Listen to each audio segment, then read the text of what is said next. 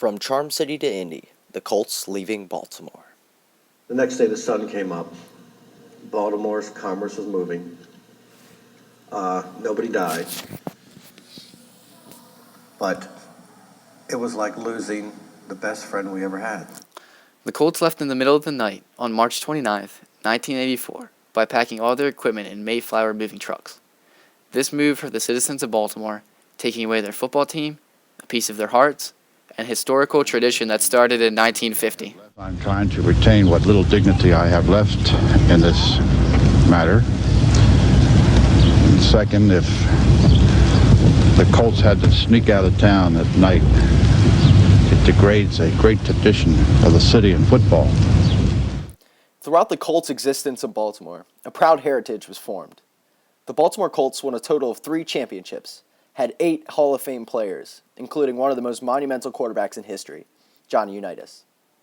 Also in 1958, the Baltimore Colts participated in the greatest game ever played against the New York Giants. During this game, Johnny Unitas, Raymond Berry, and Letty Moore practically invented the 2-minute drill. This game is arguably one of the biggest turning points in NFL history, as it sparked a newfound interest in football. The historic tradition is one of the main reasons the Colts leaving hurt so much. Not any intention to move the team. If I did, I would tell you about it, okay? When confronted by the media about his plans to relocate the Colts, Irsay denies his motives by using profanity and angry words to cover up his diabolical plan. Usually during press conferences, he was extremely intoxicated and incoherent.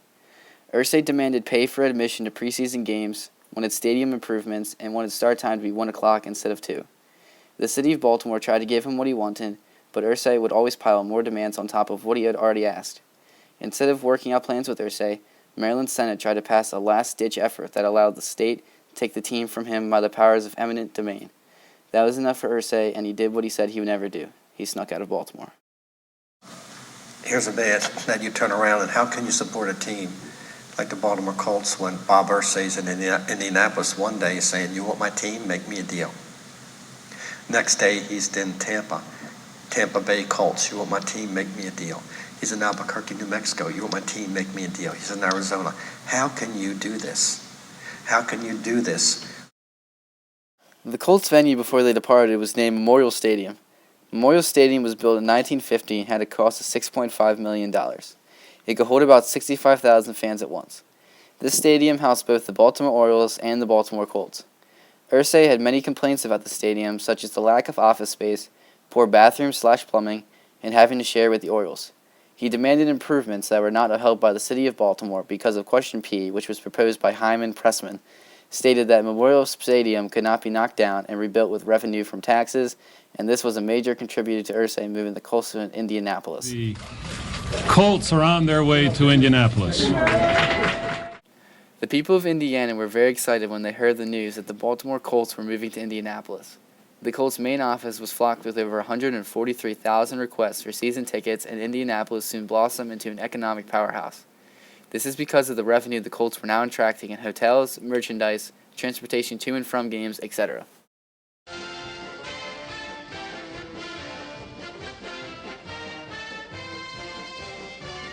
Mr. Zeman and the Marching Colts had a huge impact on bringing a new team to Baltimore.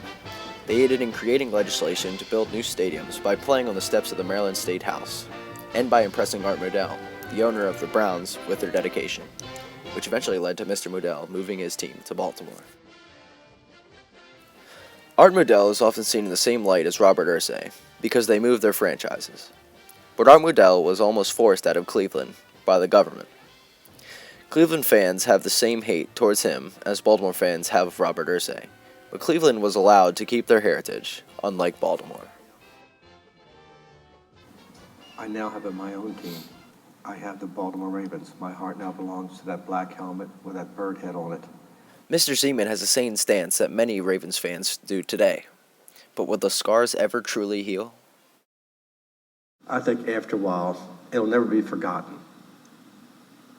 It will always be, the wound may heal, but the scar will always be there. And we'll always make sure we tell the story. It'll always be a scar on the NFL.